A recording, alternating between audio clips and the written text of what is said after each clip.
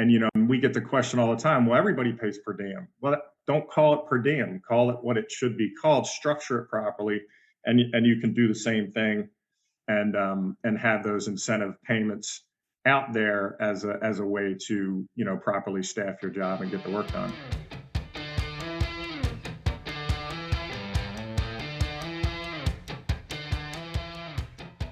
All right, everyone. Well, welcome back to an episode of Labor Thoughts here for our observant viewers and listeners out there. Well, I guess our listeners can't tell right now, but they will very soon. We don't actually have Chuck Kelly with us today. He wasn't available to discuss this topic, so I got someone that was, I would say, as versed, if not better versed, on what we want to talk about. Per diems. Recently, Labor Relations put out a bulletin where we discussed per diems and how they're being paid in the field and some issues that might create. And who better to talk about that than NECA's General Counsel and Vice President of Risk Management, Jeff Fagan. Jeff, do you want to say a few words? Sure, Ryan, and good morning, everyone. I'm happy to be here on the Labored Thoughts podcast. I can't fill Chuck Kelly's shoes. I won't try to, but I'm happy to be here to talk about an important topic. This topic has come up. Everyone wants to talk about per diem. Everyone wants to talk about incentive pay and bonuses. We know it's a reality out there. It's a business reality. And we're not here this morning to tell you not to have a bonus program or incentive program, but we're going to talk about some of the ramifications of calling it something that it's not. It's a very good way to set that up. As we mentioned, we're discussing per diems. They're not anything new in our industry. If I had to guess, I'd say they're more prolific in our line industry, but they are starting to find their way more on our inside projects, especially with our the large data centers and just some of the just very large projects we have going on around the country. You start to see workforce shortages, and employers are needing to employ different tactics and methods to get creative and recruit people. And one of the ways they do that is through, as Jeff mentioned, per diems or incentive pay, or kind of call it what you want. And I reiterate what Jeff is saying. This is not something that we want to tell you not to do. All we're here to do today is to tell you some of the things to be mindful of and to look out for, because we don't want your idea or your method to cost you more than you realized. So let's just start with per diems. Per diems are put in place for when employees travel. They are supposed to be a simplistic method for an employer to reimburse employees for their expenses that they incur when they travel. They are considered legitimate per diems when there is a business purpose for the per diem. The amount is a reimbursement for lodging, for meals, or incidentals. And it is also, and this is a very key one, and I think one that employers may miss from time to time, it can be proven with a timely filed expense report that contains certain items such as date, time, place, amount, and the business purpose of the expense. Essentially, you have to kind of document the expense. Notice that I didn't say receipt in that. You don't have to collect receipts with per diems. That's whenever the employer is directly reimbursing for an expense. And then the last one, and this is one that may actually catch employers more than the business or the expense report, it's that the employee sleeps away from their home, or I think the actual terminology is their tax base. I see Jeff shaking his head there, so I think I got that one right. So those are what are determined as a proper per diem, or you may hear us say legitimate per diem during this. If the employer is ticking all of those boxes when they're paying that amount to the individual. Oh, and I'm sorry, I kind of jumped right into this and I missed another important one. And I'll actually show it on the screen here. If you navigate to a website that's by the General Services Administration of the government, they have the per diem rates for an area. And on that website, you can plug in the zip code of your project and it will actually tell you what the per diem rate is. Why am I talking about the per diem rate right now? Well, not only those other items I mentioned, like business purpose, reimbursement for lodging, timely filed expense report, and sleeping away from their home, the amount cannot exceed whatever the amount is for that area. So if the amount for that area is $55 and that's for lodging and meals and expenses, that's the max the employer can pay without having to tax it as a wage and without it causing some other issues that we're going to talk about here in a minute. So If you're watching the video portion of this project or of this podcast, you'll see the website on your screen, and I'll kind of show you an example of how to navigate there. When you've ticked all those boxes, you have what we refer to as a proper or legitimate per diem. And as I just said, there you don't have to tax it because it's not considered a wage, and it also doesn't impact other calculations or other issues with the employee. I've talked about the proper per diem, so I've played good cop. Now I'm going to bring in bad cop. And Jeff Fagan, would you talk to us a little bit about what happens when they're not proper? Sure. So we have seen cases, and I've heard direct commentary and anecdotal commentary on what folks call per diem, and sometimes that term is misused. It's really an overused term for incentive compensation or incentive bonuses. So you have an employer that says, perhaps the employer says, I need extra labor on a particular job, and I'm going to expect them to work, overtime. We're in a time crunch, or perhaps regionally there's a labor shortage, and they throw a bonus program together and they call it a per diem. If that program is not as Ryan described it, you can still have it and pay it, but then it becomes compensation that triggers two things. One are tax consequences, and the other is overtime ramifications. And the problem that arises is that if an incentive payment or a bonus payment is not actually per diem, so it's not for reimbursement of reasonable expenses that are properly calculated and calculated at the rate that the area would support, then what you have to do with that compensation, you have to roll that compensation into the regular rate of pay calculation when you're calculating overtime. And all the Fair Labor Standards Act cares about two things, really: that an employee is paid the minimum wage for any hour worked, which is almost never a problem for our folks, and that employee is paid at least time and a half for overtime. So if that employee, for example, is making $40 an hour and that employee works overtime, that employee is going to get what, Ryan? $60 an hour. Yeah. Right? So that would be the time and a half. Now, if the CBA says it's double time, then that employee is going to get 80, and that's fine. But what is that overtime calculated on? Well, if there's no additional compensation properly added to that $40, then it's the $40, and that's the regular rate. However, if you pay someone $100 a day to show up to work, and it's not a per diem, it's not for reimbursed expenses, it's just an incentive payment to show up to work, and you don't fall under any of the other exclusions, which we'll talk a little bit about today, then that regular rate increases. Okay, so that $500 for $100 a day for that 5-day work week is going to increase the regular rate. So if that employee then works any time overtime, then that $500 has to be pumped into the regular rate, and it's going to increase the regular rate. Now, you may be thinking, well, it doesn't sound like it's going to be a lot of money. However, multiply that issue by all of your employees over all of the period of time that we're talking about on that incentive pay project, and you start to get into the thousands and hundreds of thousands of dollars.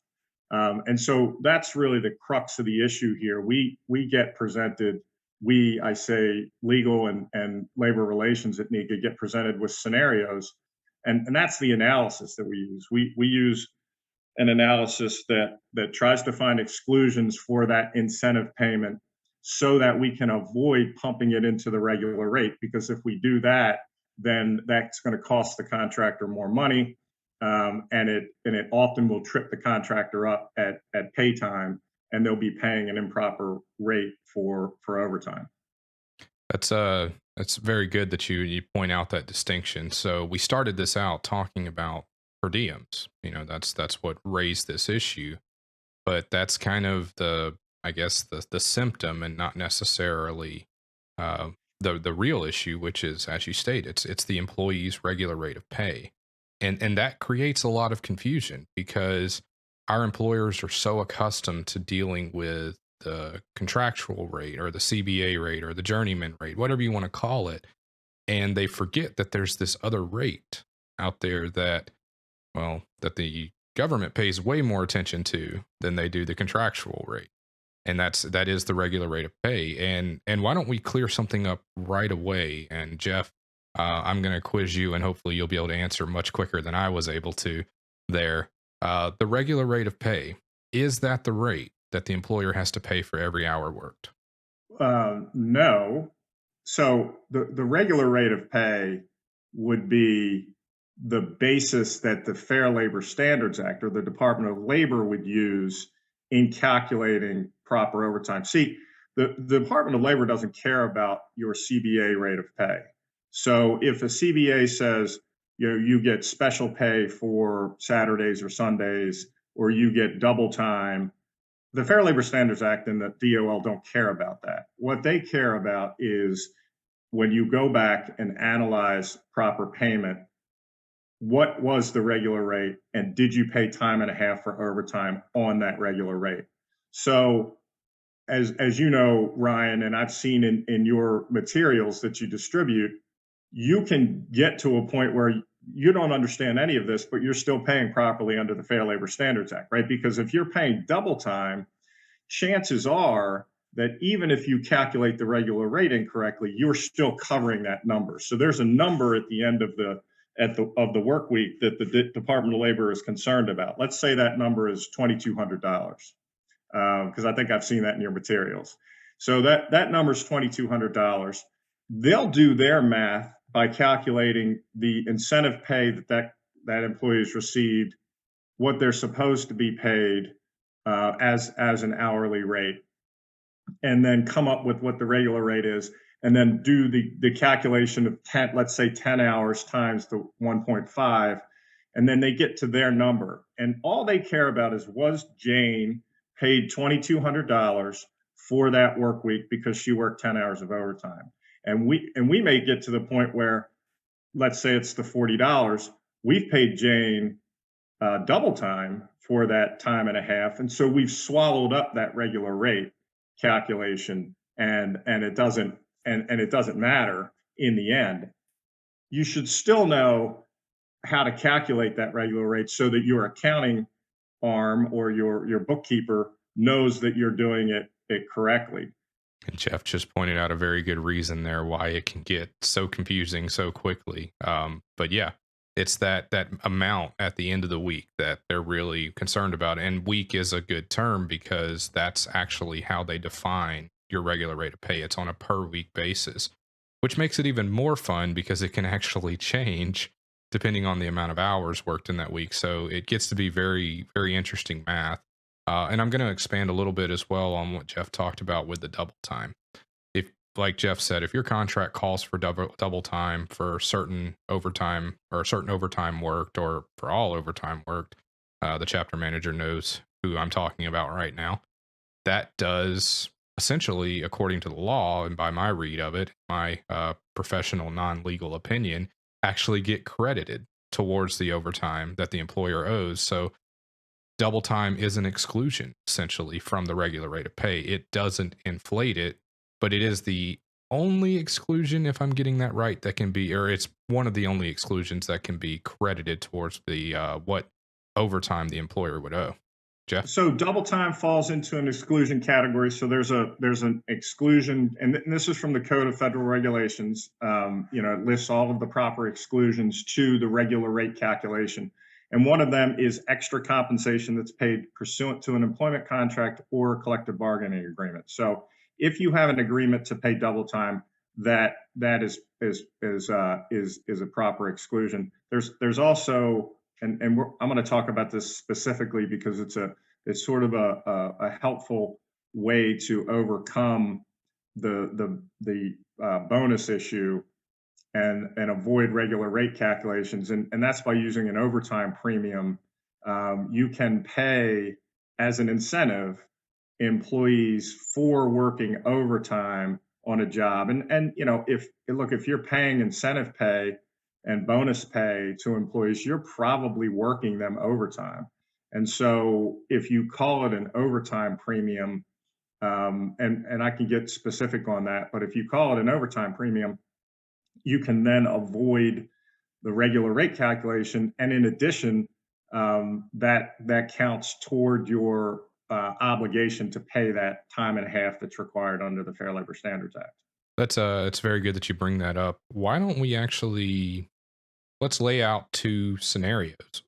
One of them will be, let's say, the traditional scenario that we get presented with, and that'll be the one that does impact the regular rate, and we can, discuss briefly because I think we've gone into quite extensive detail on why it can impact the regular rate of pay. But let's give a practical, real world example for our employers, and then to add some contrast to that, we'll then discuss how to do that same scenario, but to tweak it just a little bit and then it doesn't impact. How about I set up the scenario and then you tell me why it's wrong, and then we'll then take that scenario and we'll tweak it to make it right.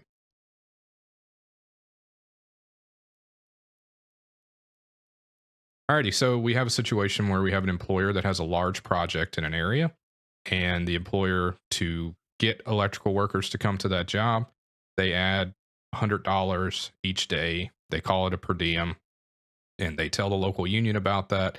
Local union puts it out on the call, and let's say 30 people show up at the job site. These 30 people live at live in this city, so they're sleeping at home each night, but they're getting that $100 each day to show up and work. The job is working around, let's just say 50 hours, or I don't know, let's bump it up. Let's say 60 hours each week. The employees show up, they work, they get their $100 each day. What's wrong with that scenario, Jeff? Well, there's nothing wrong with it unless you don't calculate overtime correctly, right? So, we're not here to tell you, hey, don't do the incentive pay jobs, don't do the per diem jobs. If each employee gets $500 for working that week and works 20 hours of overtime, their regular rate is going to go up by that $500. That $500 extra compensation has to be rolled in to their regular rate. You're going to pay taxes on that as wages, and that's proper compensation to be used to calculate their overtime. So if you're in your area, if you're paying time and a half, that's where you're going to get in trouble, because if you omit that $500, you're going to be shorting that employee on those 20 hours by whatever the increase in the regular rate would be. Let's say it's $20 an hour, $10 an hour, or whatever, but you have to know what that regular rate is in order to properly compensate them for the overtime in that area. And if it does help, I will make sure to link in the description of this podcast some resources that employers can use that are from the Department of Labor, where they actually walk through step by step how to calculate that overtime rate. So, as Jeff said, we're not telling you not to do this, but why don't we talk about a way to do this to continue operating as you are, but avoid this regular rate of pay? So, Jeff, how can the employer tweak this scenario just slightly and avoid that, gotcha at the end of the week on the regular rate of pay?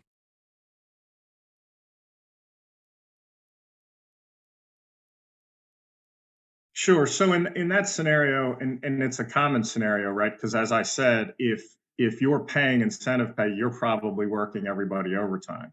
Everybody's probably working 6 days a week, or they're working 10 hours a day. And one way to avoid the roll up into the regular rate, so that you can just control the overtime, exactly what the overtime is going to be. The rate of pay is $40 an hour. Overtime is going to be $60 an hour if you're paying time and a half. What you could do is you could call that per diem, which it's not. You could call that bonus pay what's called an overtime premium, right? So that's an exclusion under the Code of Federal Regulations. You could call it an overtime premium, and you could say to each employee, if you work 50 hours a week, you're going to get $100 a day. So that for that week, if you work 50 or more hours, you're going to get $100 a day. If that's the way you structure that, then that $100 a day is not rolled into the regular rate. It's called an overtime premium bonus or incentive, and that's a proper exclusion under the Fair Labor Standards Act. So instead of calling it a per diem and paying it as a per diem, you call it an overtime premium, and you don't. If someone works 49 hours, they don't get that $100 a day, right? So you have to have a set. You have to have set criteria. It should be in writing. It should be agreed upon ahead of time, and that would allow you to incentivize that workforce to not only come and work your job, but also to work overtime, and to you can also structure it so that you can say, if you work Saturday, I'll give you $400 or $500, however you want to incentivize that, and that can be a proper incentive if it's outside of the normal business period, under the contract or under that project. So, you could say, look, we got to bump this up. We're running into a deadline here. Anybody that works Saturday is going to get a $500 incentive for working that, and that's an extraordinary day. And this is irregardless of what the CBA says. This is just something that you could set up. So there are ways to do it to avoid that regular rate gotcha, and those extra calculations. But unfortunately, we see it uh, termed wrong and not set up properly. And we get the question all the time, well, everybody pays per diem. Well, don't call it per diem, call it what it should be called, structure it properly, and you can do the same thing, and have those incentive payments out there as a way to properly staff your job and get the work done. Something very important to point out with what Jeff and I just discussed there is no matter which way you do that, whether you tweak it or you're still, just paying the incentive pay or the per diem, they both still need to be taxed as a wage. So first and foremost, make sure you're doing that. I want to touch on something in that as well that Jeff talked about. So attaching this payment to an incentive to work overtime or an incentive to work a special day. Jeff picked those examples specifically because the Fair Labor Standards Act specifically excludes those items from the regular rate of pay. There are times where you're not calling it a per diem, you're calling it an incentive or a bonus, that it could still become part of the regular rate of pay. And you have to pay very close to very close attention to those exclusions. And I'll link a web page from the Department of Labor where they talk about some of the items that can be excluded, some of the items that cannot be excluded. At the end of the day, I do not recommend you making these decisions on your own. Run it by your CPA, run it by your legal counsel. Make sure that this program that you're setting up helps you avoid some of these pitfalls that we're talking about, because we cannot stress enough. We're not telling you not to do this. We're just telling you, here's some of the pitfalls if you do that properly or you calculate it wrong. So, Jeff, did you want to add anything to that? Yeah, and I'll just add that there are other exclusions. You can pay discretionary bonuses to employees. The Department of Labor came out with a final rule in January of 2020 that clarified some of those exclusions. For example, you can pay an employee of the month bonus that then is not rolled into that employee's regular rate. You can pay employees for extraordinary work on a project. Let's say you finished early and you want to reward a foreman, or you want to reward a group for extraordinary work. You can do that. You can make that payment, and that's not rolled into the regular rate, so that wouldn't disturb the overtime for that week for those employees. You can provide pay for time off, for holidays or vacation pay, those kinds of things, if that's what your CBA calls for, or that's what you pay. So those kinds of things are exclusions. I think that as we're getting into the vaccination issues, if you choose to pay for time to go get vaccinated, and you pay extra, maybe you provide an incentive or a bonus related to being vaccinated. I would argue that that's an exclusion. That's not certainly not specifically listed in the exclusions, but I would argue that that's the kind of discretionary bonus that would be permitted. That's not going to impact most people most of the time, because we're talking more about the non-discretionary set kind of incentive pay. But those are other examples of what the law would permit. So there are other categories that you can take advantage of. So, Jeff, I want to key in on something you just said there. You were talking about discretionary bonuses and how that can be excluded from the regular rate of pay. Something our employers need to be mindful and be very careful of is when they cross that line from discretionary to non discretionary. And a scenario I was presented with very recently is one that I believe is a non discretionary bonus. The employer in question here is paying their employees to essentially show up every day for work. It's not necessarily are they working overtime or something like that. It's just if you show up to work Monday through Friday, you're getting X per day. I did my own research on this and I think it's not a discretionary bonus, but considering I can't add attorney to my title, I think I should ask the attorney here. What do you think, Jeff? Yeah, I mean, I think it's well, two things. It's non-discretionary, because it's set ahead of time and available to anyone.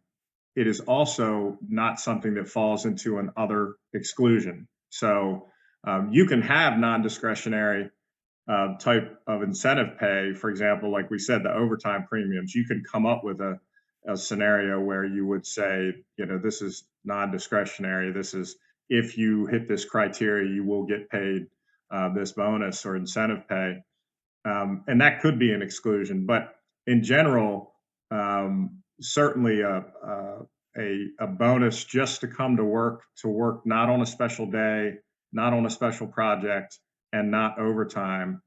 Um, that wouldn't be something that would fall into either an exclusion or a proper discretionary bonus.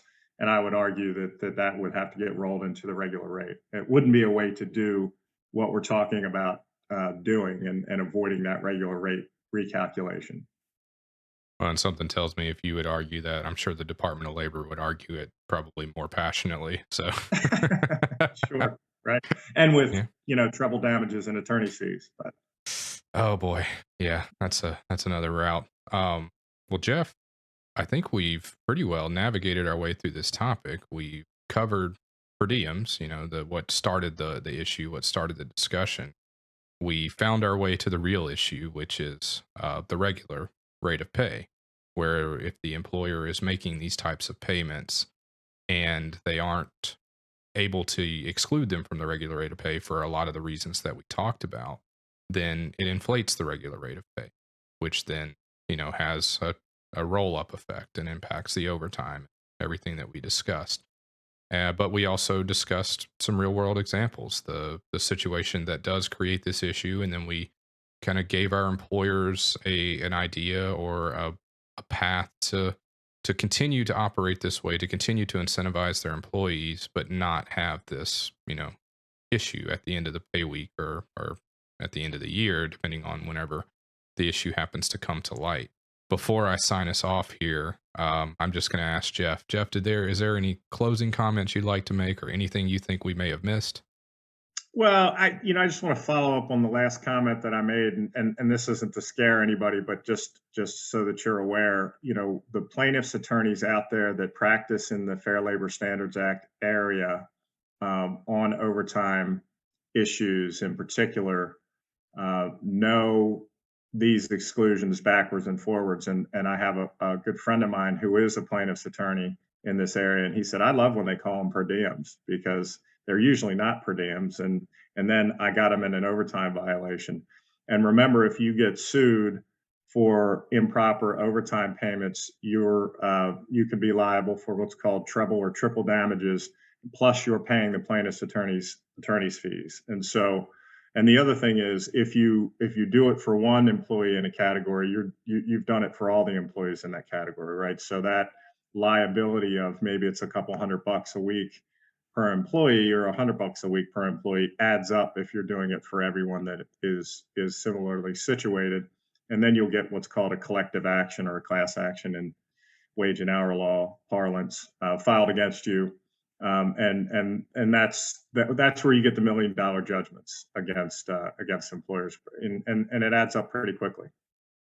So, if our employers are still listening and they haven't closed the podcast and picked up the phone and started calling their attorneys, I hope you have gotten some information out of this and found it valuable. I know I sure have. I always enjoy going through these issues and topics with Jeff.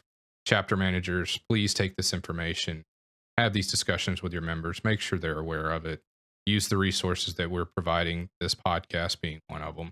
If you have any questions, go through your field rep, talk to them. They'll talk with us. We are happy to have them with you. We are happy to run through scenarios. But always just know at the end of the day, we are going to remind you to discuss with local legal counsel so that you are taking into account any state laws. I want to take a moment now and thank Jeff for coming on the podcast and lending his expertise. It's always appreciated, and I always enjoy, like I said, getting to discuss these topics with him. So, Jeff, thank you for being here. I really appreciate it. Happy to be here. Always enjoy it. Alrighty. Well, again, everyone, I hope you enjoyed. Have a great day. We are recording this right before Labor Day, so check your contracts. I'm pretty sure they have something to say about that. If you have any questions or any ideas for future topics, our ears are always open. But everyone, stay safe and stay healthy, and we'll see you next time.